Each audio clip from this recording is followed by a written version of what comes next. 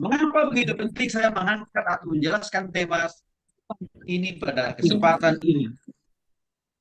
Karena sudah banyak orang yang mati sia-sia karena narkoba. Dan itu saya lihat dengan mata kepala sendiri. Orang-orang yang meninggal sia-sia karena narkoba. Bukan hanya kematian secara rohani, tapi juga kematian secara jasmani, serta kematian di dalam studi. Itu saya sudah lihat juga. Karena banyak di antara mereka yang terpapar dengan narkoba, ya studi mereka mati, ikut mati juga, saudara. Dan itu akan membawa pengaruh kepada kematian masa depan. Artinya apa? Cita-cita, harapan, impian. Menjadi seorang pengusaha, ya, menjadi seorang pemimpin, menjadi seorang leader, itu juga mati, saudara. Jadi basnya juga sampai kepada kematian di neraka untuk selama-lamanya. Bicara masalah narkoba, seseorang dikasih oleh Tuhan Yesus Kristus, penggunanya bukan hanya anak mahasiswa, tapi juga ada anak-anak yang masih kecil, bahkan dari SD juga sudah ada orang yang mengkonsumsi narkoba. SMP, SMA, mahasiswa, termasuk saudara, suami, istri, oke, profesional, pengusaha, bahkan pejabat sekalipun juga sudah banyak yang terpapar dengan narkoba. Maka itulah yang menjadi alasan mengapa penting saya harus menjelaskan ini. Sebab tidak banyak hamba Tuhan, tidak banyak pendeta atau pastor menjelaskan ini kepada umat atau kepada jemaatnya. Tidak banyak. Apalagi orang tua. Sulit juga memahami dan mengerti bagaimana menjelaskan tentang dampak negatif narkoba. Karena kadang-kadang kurangnya pemahaman dan pengetahuan dan wawasan. Maka begitu saudara kita dikasih oleh Kristus, mari kita bagian-bagian yang pasti menjadi sebab musabab orang doyan senang dengan yang namanya narkoba. Ya, yang pertama penyebabnya adalah karena kejatuhan manusia ke dalam dosa. Itu terkata dalam Roma pasal 3 ayat 10 sampai 12. Seperti ada tertulis, tidak ada yang benar.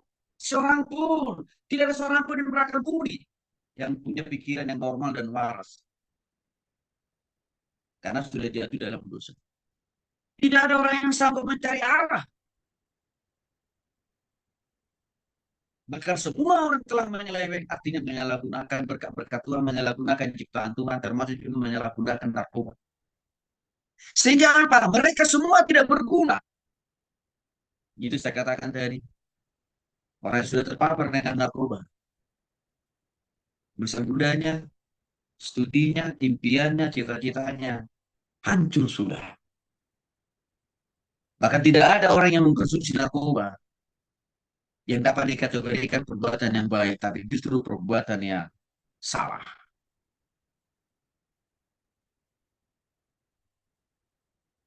Kejatuhan manusia yang pertama yaitu Adam dan Hawa. Yang notabene-nya itu adalah nenek moyang seluruh umat manusia di dunia ini, apapun agamanya dan sukunya. Berimbas pada kita. Sehingga segala tindak kita, segala perbuatan kita menjadi tidak ada yang benar. Walaupun sudah sekolah, kuliah, bahkan sudah menjadi profesional, pengusaha, dan pejabat.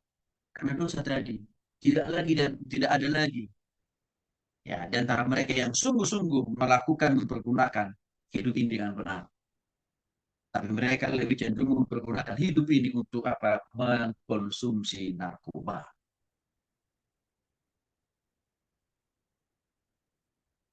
Maka seseorang dikasih oleh Tuhan Yesus Kristus, bertambah hari, minggu, bulan, dan tahun semakin banyak orang yang menyeleweng. artinya menyalahgunakan narkoba dengan berbagai alasan. Ya, dan akibatnya saya katakan tadi, saudara dikasih oleh Yesus Kristus, hancur sudah kesempatan hidup, kesempatan kuliah, kesempatan mereka impian, hancur sudah. Nah, dari situ bahasa saudara dikasih oleh Yesus Kristus kita melihat minimal akibat dari dosa tadi, maka turunlah lebih detail imbas atau pengaruh dosa itu kepada keluarga. Maka faktor keluarga dan lingkungan menjadi salah satu penyebab orang mudah terpapar dengan narkoba. Ingat, kalau ada anggota keluarga yang terpapar dengan narkoba, maka kemungkinan besar anggota keluarga yang lain juga akan ikut-ikutan mengkonsumsi narkoba. Bayangin saudara kalau yang terpapar itu adalah bapaknya atau mamanya. Maka biasanya juga anak-anaknya juga akan mengikuti apa yang dilakukan oleh papanya dan mamanya. Jadi itu banyak terjadi kasus-kasus itu. Atau mungkin bukan papa mamanya, tapi anaknya. Itu juga bisa menjadi penyebab. Adiknya, bahkan orang tuanya terpengaruh. Ya, dari apa yang dilakukan oleh anaknya. Ini terjadi. Bahkan di sisi lain, saudara, pergaulan juga ikut serta-merta menjadi penyumbang. Seseorang mudah terpapar dengan narkoba. Pergaulan. Contohnya apa, Pak Tony? Saudara punya teman satu kos atau satu kamar.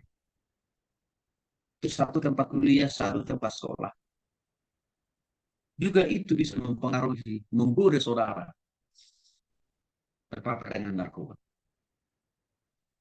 Saya jadi ingat 27 tahun yang lalu waktu saya jadi mahasiswa, saudara. Ya,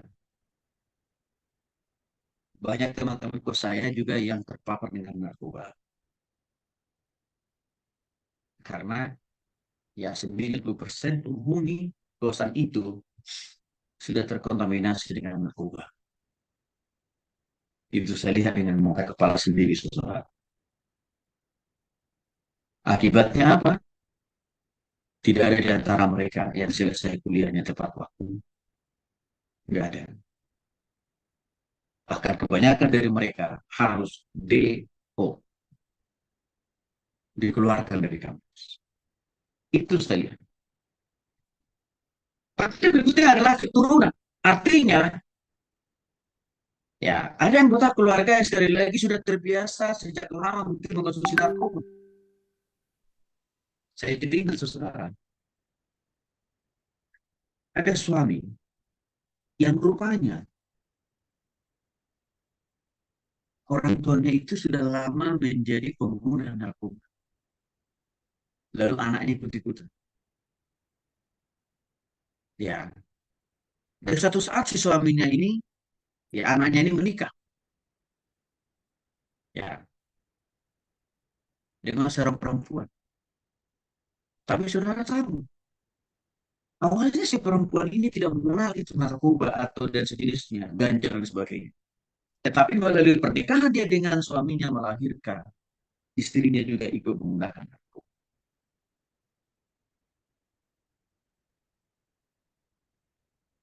Dan sangat memprihatinkan kehidupan mereka. Itu faktor kedua.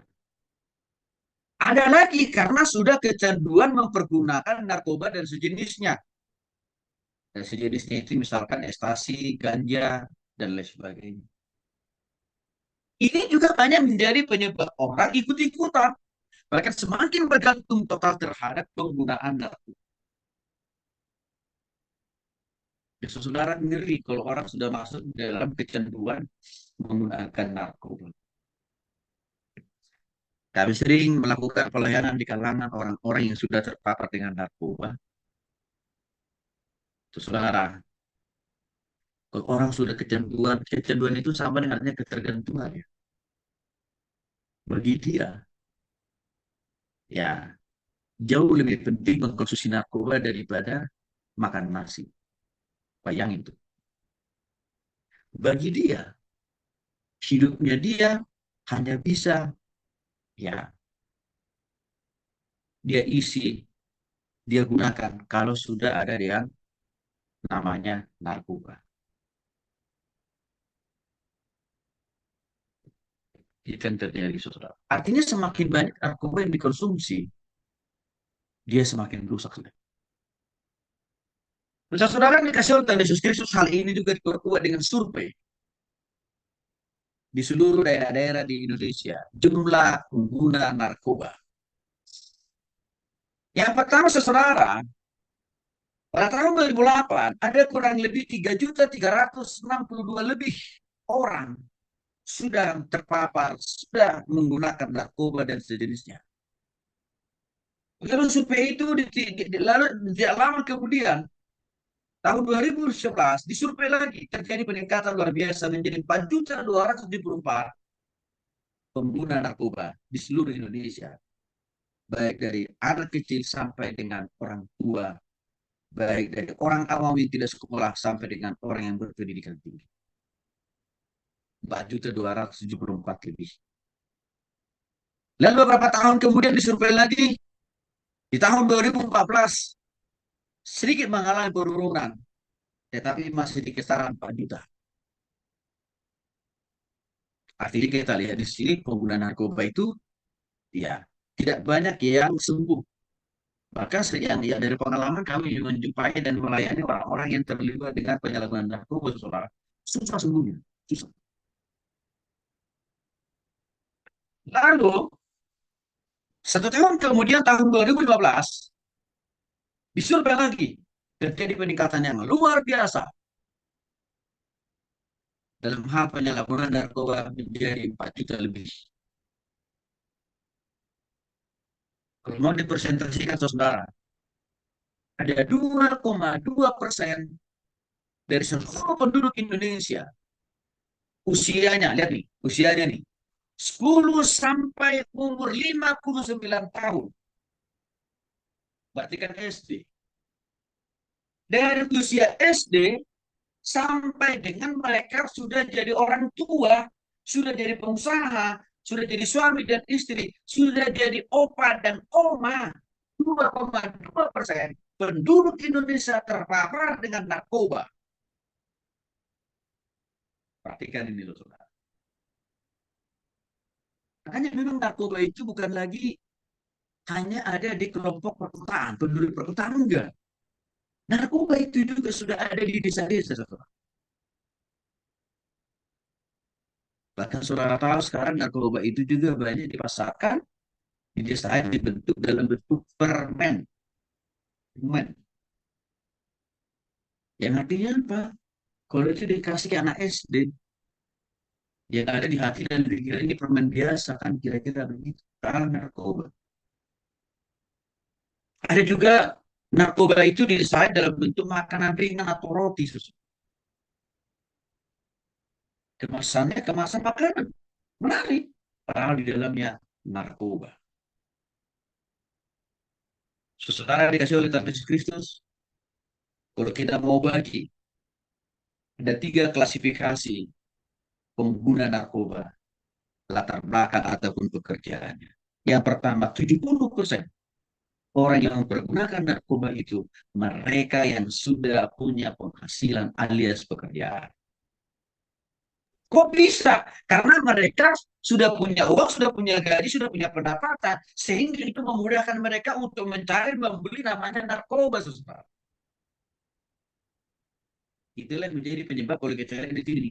Persentase orang yang punya uang lebih tinggi mempergunakan narkoba.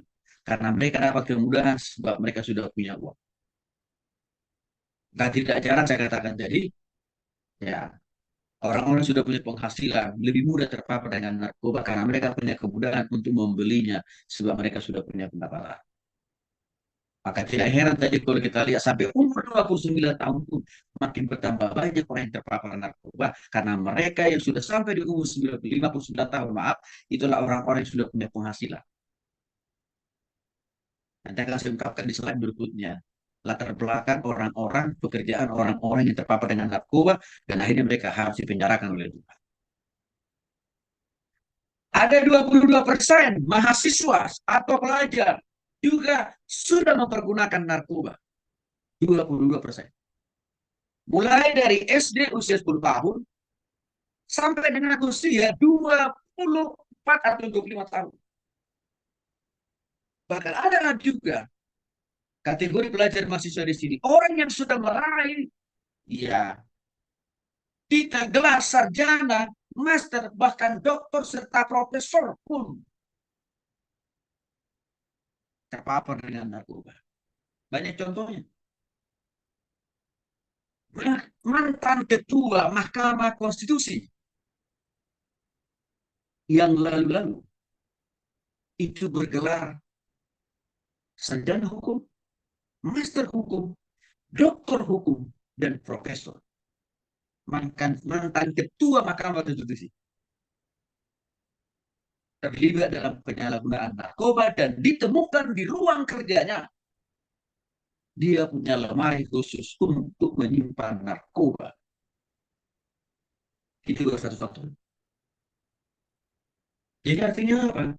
Orang berpendidikan tinggi seperti kalian ini berpotensi juga, terbukti juga banyak yang menyalahgunakan narkoba. Saudara. Maka artinya apa? Perang terhadap narkoba tidak bisa hanya sekedar karena kita punya gelar yang banyak, pendidikan yang tinggi, nggak bisa. Karena terbukti dari orang yang berpendidikan tinggi, orang yang pelajar mahasiswa 22% terpapar dengan narkoba. Kecuali kalau bertobat sungguh-sungguh ya Kristus. Sayangnya orang yang tidak punya pekerjaan, orang yang tidak punya penghasilan juga ada 8% terpapar dalam menggunakan narkoba. Pertanyaannya, kok bisa? Iya, dari temannya. Mungkin dia nggak beli, karena nggak punya uang kan pengangguran. Tapi waktu dia dikasih temannya, dibujuk oleh temannya, dipengaruhi oleh temannya, cobalah, cobalah. Dia pun juga ikut langsung menikmati. Maka 8% orang pengangguran banyak terlibat di dalam penyalahgunaan narkoba. Nah, saudara, ya, nah, saudara dalam hal ini pun sebenarnya, ya, orang yang pengangguran ini akan menambah durasi waktu penganggurannya makin bertambah lama dengan dia mengkonsumsi narkoba. Mengapa? Karena pasti ya orang yang terpapar dengan narkoba pasti nggak mudah dapat pekerjaan, nggak mudah, pasti susah. Ya, kalaupun dia dapat pekerjaan, pasti penghasilan dia nanti akan dipakai lagi untuk apa? Beli narkoba juga. Saudara, dengan melihat semua hal ini harus semakin saudara paham sekarang betapa bahayanya narkoba sebagai konsekuensi atau akibat dari kejatuhan manusia ke dalam dosa. Nah, saudara yang kasih oleh Yesus, ada banyak jenis-jenis narkoba dan racun yang diakibatkan oleh narkoba itu sendiri. Yang pertama, jenis daripada narkoba itu adalah ganja. Apa ini ganja?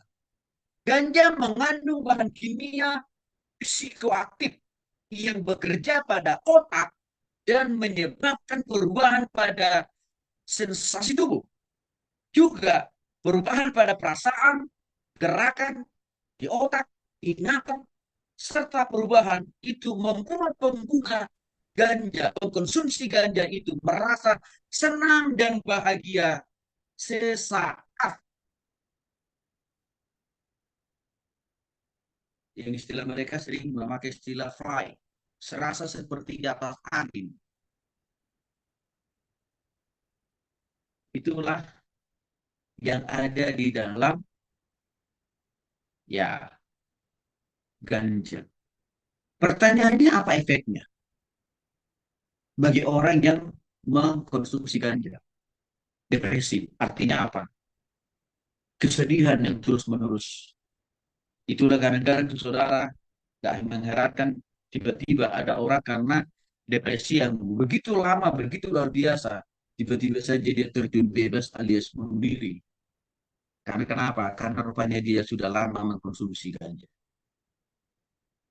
Efek yang kedua adalah aritmia, yaitu denyut jantung yang tidak stabil. Ya, efek lain tekanan darah yang tidak stabil. Suhu tubuh bisa meningkat, kadang-kadang turun, tapi juga kadang-kadang naik, dan tidak terkontrol, dan itu berbahaya. Bahkan kerusakan pada usus juga menjadi penyebab dari mengkonsumsi ganja serta kehilangan nafsu makan. Nah, ini saya katakan tadi, kalau orang sudah mengkonsumsi ganja, saudara, bagi dia, ya, nasinya itu adalah ganja. Maka dia tidak tertarik lagi untuk makan nasi seperti manusia normal karena sudah terpapar dengan ganja. Ya, dan bahkan juga orang yang mengkonsumsi ganja mengakibatkan dia tertulari penyakit HIV/AIDS dan juga hepatitis D. Ini baru kita bicara seputar ganja dan akibatnya. Yang kedua adalah ekstasi. Ekstasi ini adalah obat sintesis, ya, turunan obat amfetamin yang dikenal karena dia punya efek, punya dampak menciptakan halusinasi yang membuat seseorang pengguna ekstasi itu semangat, ya, sesaat, tapi setelah itu, ya, lemas, tidak punya tenaga. Efek samping, ya, atau dampak atau risiko akibat daripada mengkonsumsi ekstasi adalah kesulitan bernapas, saudara. Kesulitan bernapas. Nah, saudara bayangin kalau kita kalau kita menghirup udara, ya, asap itu aja sudah sumpah gitu ya. Apalagi kalau orang mengkonsumsi ekstasi, ya, kesulitan bernapas. Juga menyebabkan kemarahan pada kulit serta mulut kering, pupil dan menyempit, ya, pupil menyempit dan juga mual-mual. Ini efek samping daripada ekstasi. Lalu yang berikutnya, saudara dikasih oleh tanda yang juga tidak kalah penting adalah sabu-sabu. Sabu-sabu adalah jenis narkoba stimulan yang bekerja pada sistem saraf dan sangat aktif dia, ya, menggerakkan saraf kita sehingga kadang-kadang apa, menyebabkan gangguan-gangguan dalam hal berpikir. Efek samping daripada penggunaan sabu-sabu adalah satu, daya nalar, daya pikirnya, ya,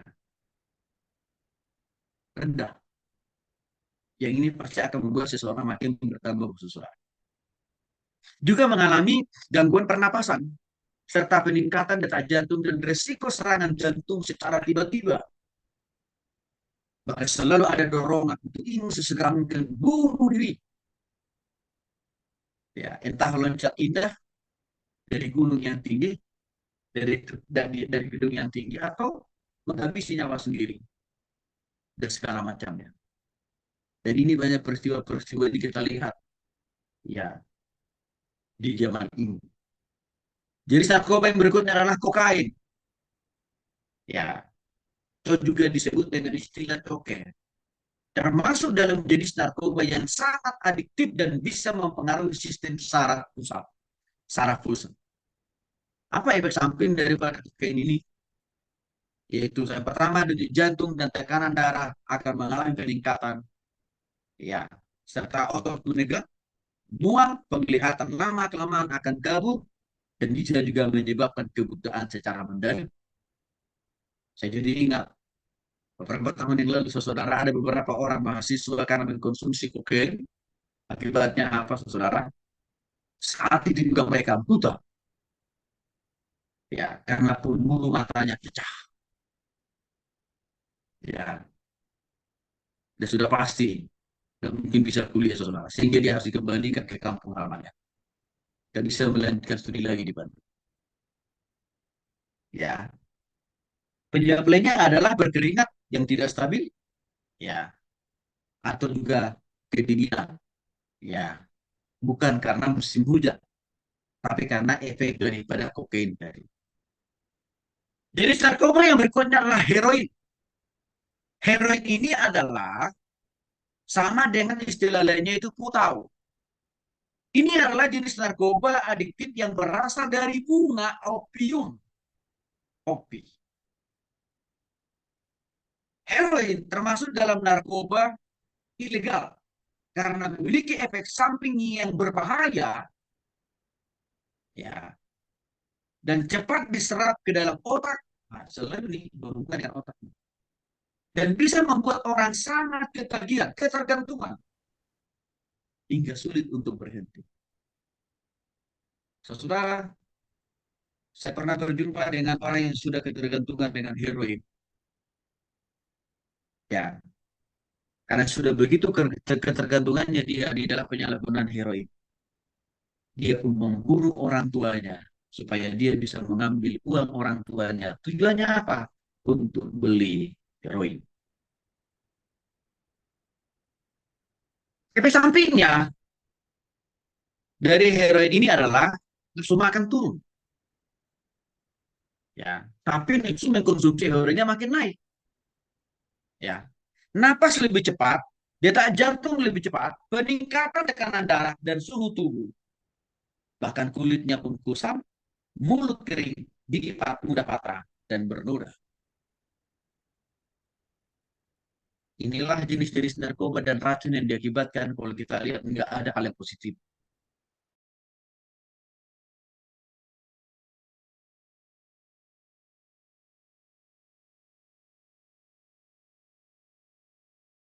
Tiang di neraka untuk selama-lamanya. Bicara masalah narkoba, seseorang dikasih oleh Tuhan Yesus Kristus, penggunanya bukan hanya anak mahasiswa, tapi juga ada anak-anak yang masih kecil, bahkan dari SD juga sudah ada orang yang mengkonsumsi narkoba. SMP, SMA, mahasiswa, termasuk saudara, suami, istri, oke, profesional, pengusaha, bahkan pejabat sekalipun juga sudah banyak yang terpapar dengan narkoba.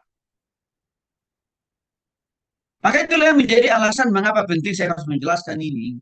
Sebab tidak banyak hamba Tuhan, tidak banyak pendeta atau pastor menjelaskan ini kepada umat atau kepada jemaatnya. Tidak banyak. Apalagi orang tua. Sulit juga memahami dan mengerti bagaimana menjelaskan tentang dampak negatif narkoba. Karena kadang-kadang kurangnya pemahaman dan pengetahuan dan wawasan. Maka begitu saudara lagi dikasih oleh Yesus Kristus, mari kita bagian-bagian yang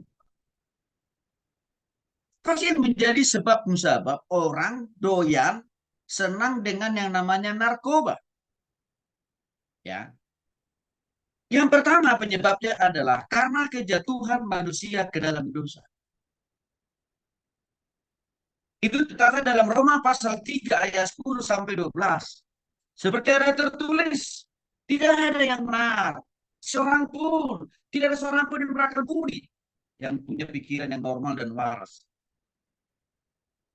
karena sudah jatuh dalam dosa. Tidak ada orang yang sanggup mencari Allah.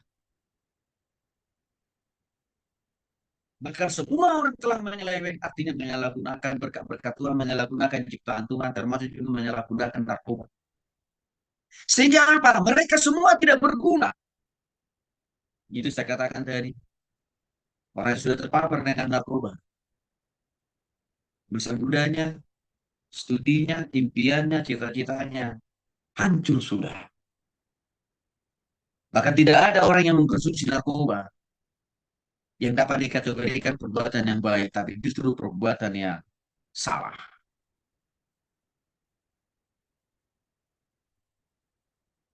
Kejatuhan manusia yang pertama yaitu Adam dan Hawa. Yang notabene-nya itu adalah nenek moyang seluruh umat manusia di dunia ini, apapun agamanya dan sukunya. Berimbas pada kita. Sehingga segala tindak kita, segala perbuatan kita menjadi tidak ada yang benar. Walaupun sudah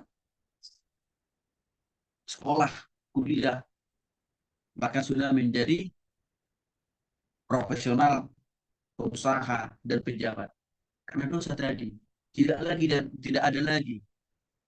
Ya, di antara mereka yang sungguh-sungguh melakukan mempergunakan hidup ini dengan benar. Tapi mereka lebih cenderung mempergunakan hidup ini untuk apa? Mengkonsumsi narkoba.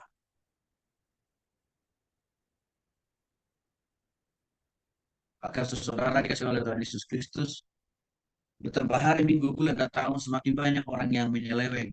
Artinya menyalahgunakan narkoba dengan berbagai alasan. Ya, dan akibatnya saya katakan dari saudara dikasih oleh Tuhan Yesus Kristus, hancur sudah kesempatan hidup, kesempatan kuliah, kesempatan mereka impian, hancur sudah.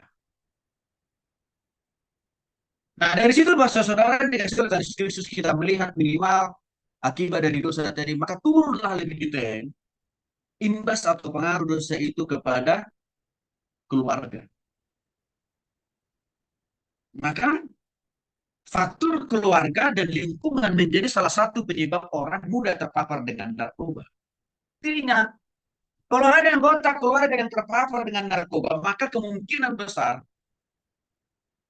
anggota keluarga yang lain juga akan ikut-ikutan mengkonsumsi narkoba. Bayangin saudara kalau yang terpapar itu adalah bapaknya atau mamanya. Maka biasanya juga anak-anaknya juga akan mengikuti apa yang dilakukan oleh papanya dan mamanya. Jadi itu banyak terjadi kasus-kasus itu. Atau mungkin bukan papa mamanya, tapi anaknya. Itu juga bisa menjadi penyebab. Adiknya, bahkan orang tuanya terpengaruh. Ya, dari apa yang dilakukan oleh anaknya. Ini terjadi. Bahkan di sisi lain, saudara, pergaulan juga ikut serta-merta menjadi penyumbang. Seseorang mudah terpapar dengan narkoba. Pergaulan. Contohnya apa, Pak Tony? Saudara punya teman satu kos atau satu kamar. Itu satu tempat kuliah, satu tempat sekolah. Juga itu bisa mempengaruhi, membuat saudara terpapar dengan narkoba. Saya jadi ingat 27 tahun yang lalu waktu saya jadi mahasiswa, saudara. Ya, banyak teman-teman kos saya juga yang terpapar dengan narkoba. Karena ya 90% penghuni kosan itu sudah terkontaminasi dengan narkoba. Itu saya lihat dengan mata kepala sendiri, saudara. Akibatnya apa? Tidak ada di antara mereka yang selesai kuliahnya tepat waktu. Tidak ada. Bahkan kebanyakan dari mereka harus DO, dikeluarkan dari kampus. Itu saya. Tapi berikutnya adalah keturunan. Artinya, ya ada anggota keluarga yang sekali lagi sudah terbiasa sejak lama mungkin mengkonsumsi narkoba. Saya jadi ingat saudara, ada suami yang rupanya orang tuanya itu sudah lama menjadi pengguna narkoba. Lalu anaknya ikut-ikutan. Ya, dari satu saat si suaminya ini, ya anaknya ini menikah.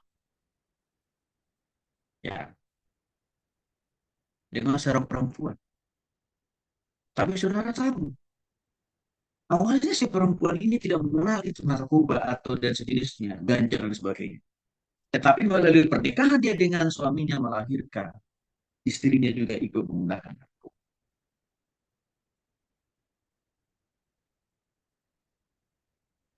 Dan sangat memprihatinkan kehidupan mereka.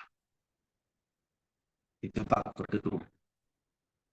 Ada lagi karena sudah kecanduan mempergunakan narkoba dan sejenisnya. Dan sejenisnya itu misalkan ekstasi, ganja, dan lain sebagainya. Ini juga banyak menjadi penyebab orang ikut-ikutan. Bahkan semakin bergantung total terhadap penggunaan narkoba. Ya, saudara ngeri kalau orang sudah masuk dalam kecanduan menggunakan narkoba. Kami sering melakukan pelayanan di kalangan orang-orang yang sudah terpapar dengan narkoba. Itu saudara, kalau orang sudah kecanduan, kecanduan itu sama dengan artinya ketergantungan ya. Bagi dia, ya jauh lebih penting mengkonsumsi narkoba daripada makan nasi.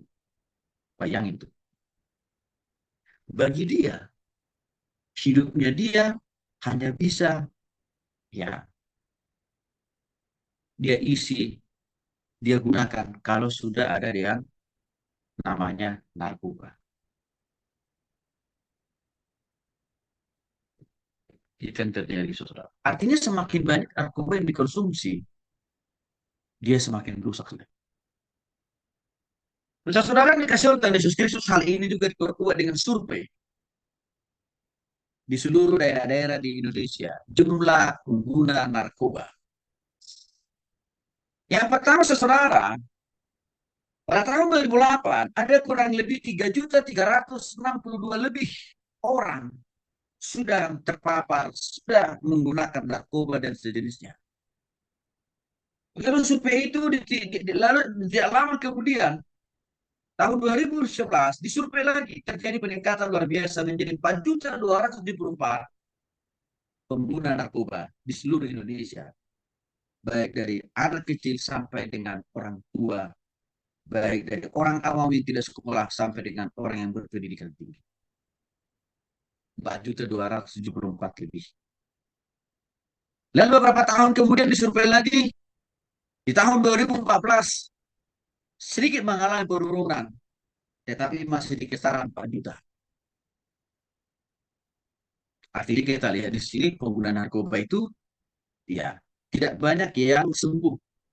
Maka yang ya dari pengalaman kami menjumpai dan melayani orang-orang yang terlibat dengan penyalahgunaan narkoba, saudara. Susah sembuhnya. Susah. Lalu, satu tahun kemudian tahun 2015, disurvei lagi. Terjadi peningkatan yang luar biasa.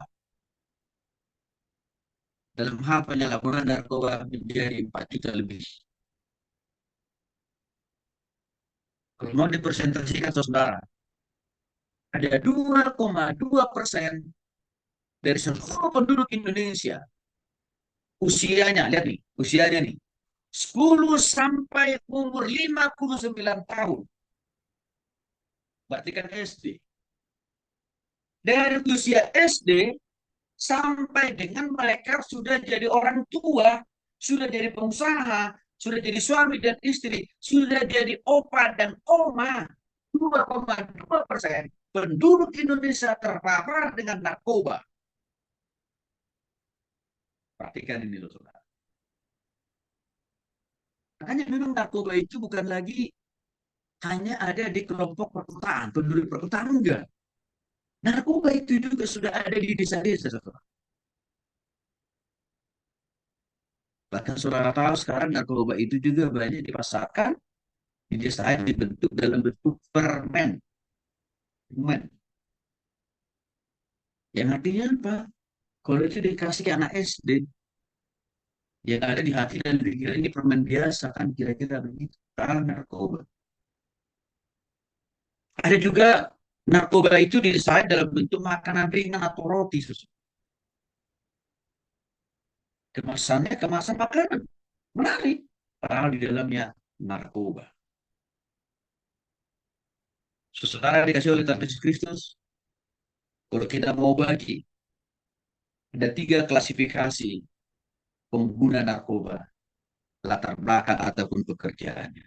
Yang pertama, 70% orang yang mempergunakan narkoba itu mereka yang sudah punya penghasilan alias pekerjaan. Kok bisa? Karena mereka sudah punya uang, sudah punya gaji, sudah punya pendapatan, sehingga itu memudahkan mereka untuk mencari, membeli namanya narkoba, saudara. Itulah yang menjadi penyebab kalau kita lihat di sini.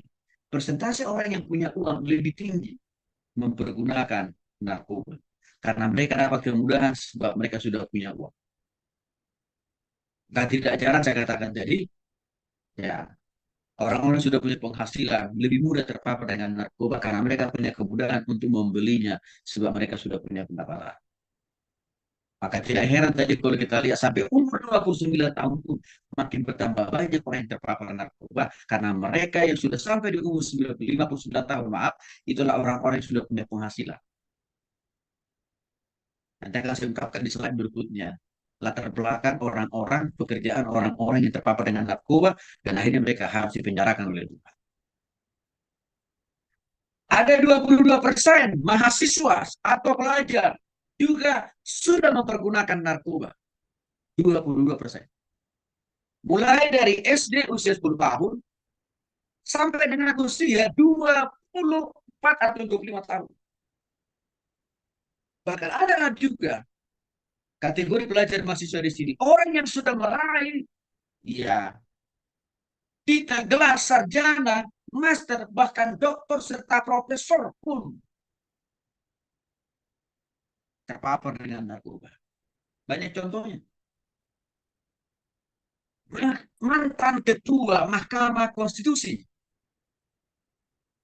yang lalu-lalu itu bergelar sarjana hukum, master hukum, doktor hukum, dan profesor. Mantan ketua Mahkamah Konstitusi terlibat dalam penyalahgunaan narkoba dan ditemukan di ruang kerjanya dia punya lemari khusus untuk menyimpan narkoba. Itu satu faktor. Jadi artinya apa? Orang berpendidikan tinggi seperti kalian ini berpotensi juga, terbukti juga banyak yang menyalahgunakan narkoba, saudara. Maka artinya apa? Perang terhadap narkoba tidak bisa hanya sekedar karena kita punya gelar yang banyak, pendidikan yang tinggi, nggak bisa. Karena terbukti tadi orang yang berpendidikan tinggi, orang yang pelajar mahasiswa 20% terpapar dengan narkoba. Kecuali kalau bertobat sungguh-sungguh kepada Kristus. Sayangnya, orang yang tidak punya pekerjaan, orang yang tidak punya penghasilan, juga ada 8% terpapar dalam menggunakan narkoba. Pertanyaannya, kok bisa? Iya, dari temannya. Mungkin dia nggak beli, karena nggak punya uang kan pengangguran. Karena waktu dia dikasih temannya, dibujuk oleh temannya, dipengaruhi oleh temannya, cobalah, cobalah. Dia pun juga ikut langsung menikmati.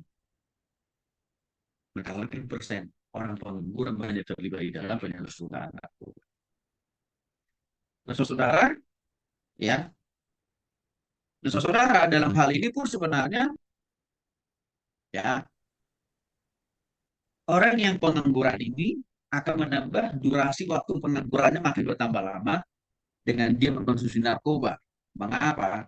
Karena pasti, ya, orang yang terpapar dengan narkoba pasti nggak mudah dapat pekerjaan. Nggak mudah, pasti susah. Ya, kalaupun dia dapat pekerjaan, pasti penghasilan dia nanti akan dipakai lagi untuk apa? Beli narkoba juga. Saudara, dengan melihat semua hal ini, harus makin saudara paham sekarang betapa bahayanya narkoba sebagai konsekuensi atau akibat dari kejatuhan manusia ke dalam dosa. Nah, saudara yang kasih oleh Yesus, ada banyak jenis-jenis narkoba dan racun yang diakibatkan oleh narkoba itu sendiri. Yang pertama, jenis dari narkoba itu adalah ganja. Apa ini ganja?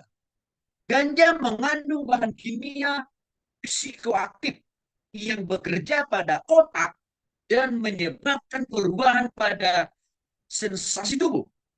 Juga perubahan pada perasaan, gerakan di otak, ingatan, serta perubahan itu membuat pengguna ganja, pengkonsumsi ganja itu merasa senang dan bahagia sesaat.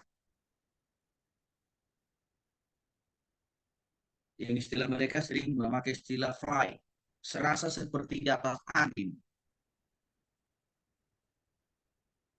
Itulah yang ada di dalam, ya, ganja. Pertanyaannya apa efeknya bagi orang yang mengkonsumsi ganja? Depresi. Artinya apa?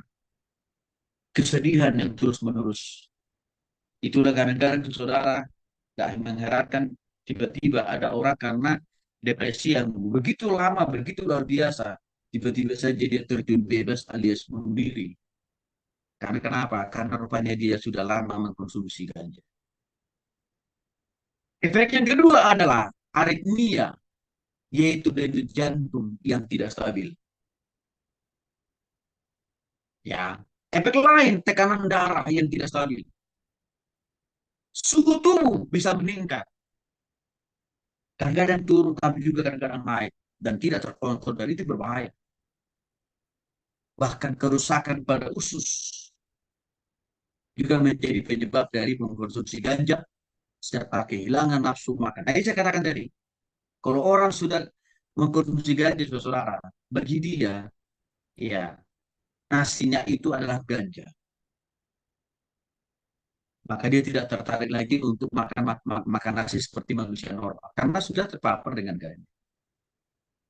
Ya, dan bahkan juga orang yang mengkonsumsi ganja mengakibatkan dia tertulari penyakit HIV/AIDS dan juga hepatitis. Jadi, ini baru kita bicara seputar ganja dan akibatnya. Yang kedua adalah ekstasi. Ekstasi ini adalah obat sintesis, ya, turunan obat amfetamin yang dikenal karena dia punya efek, punya dampak menciptakan halusinasi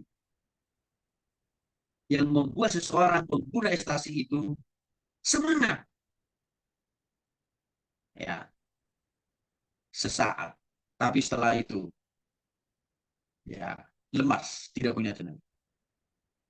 Efek samping, ya, atau dampak atau risiko akibat daripada mengkonsumsi ekstasi adalah kesulitan bernapas, saudara. Kesulitan bernapas.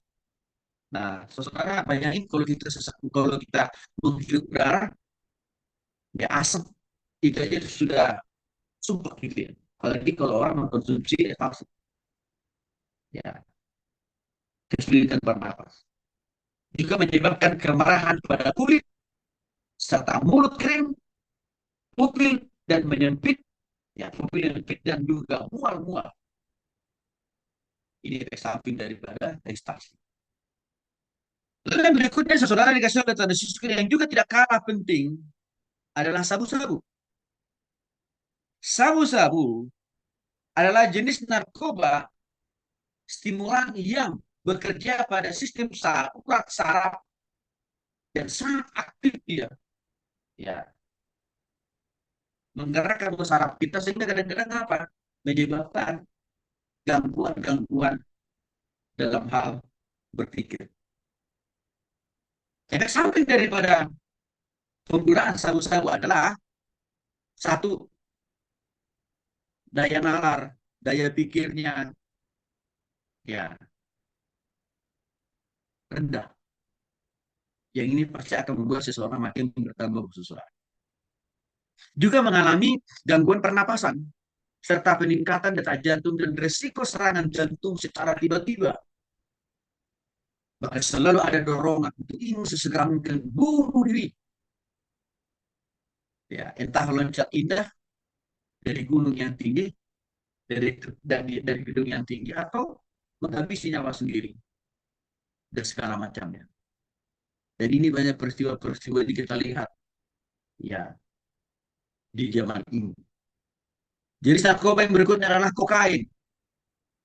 Ya, atau juga disebut dengan istilah coker. Termasuk dalam jenis narkoba yang sangat adiktif dan bisa mempengaruhi sistem saraf pusat. Apa efek samping daripada kokain ini? Yaitu yang pertama, denyut jantung dan tekanan darah akan mengalami peningkatan, ya, serta otot menegak, mual, penglihatan lama kelamaan akan kabur, dan bisa juga menyebabkan kebutaan secara mendadak. Saya jadi ingat beberapa tahun yang lalu, saudara, ada beberapa orang mahasiswa karena mengkonsumsi kokain, akibatnya apa, saudara? Saat itu juga mereka buta, ya, karena pembuluh matanya pecah, ya, dan sudah pasti.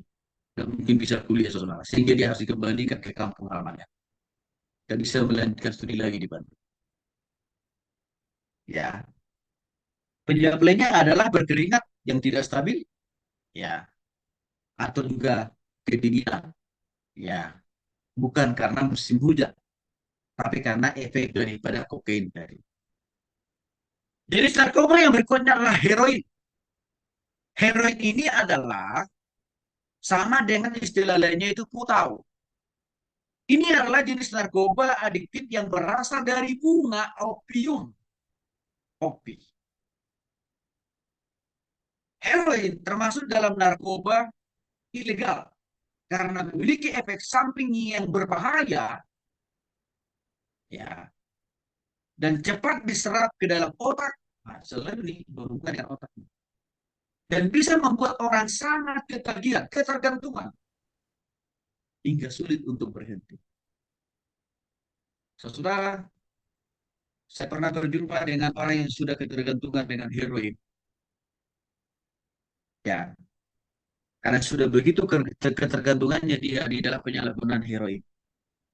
Dia pun membunuh orang tuanya supaya dia bisa mengambil uang orang tuanya. Tujuannya apa? Untuk beli heroin. Efek sampingnya dari heroin ini adalah nafsu makan turun. Ya, tapi nafsu mengkonsumsi heroinnya makin naik. Ya, napas lebih cepat, detak jantung lebih cepat, peningkatan tekanan darah dan suhu tubuh. Bahkan kulitnya pun kusam, mulut kering, gigi mudah patah, dan bernoda. Inilah jenis-jenis narkoba dan racun yang diakibatkan kalau kita lihat nggak ada hal yang positif.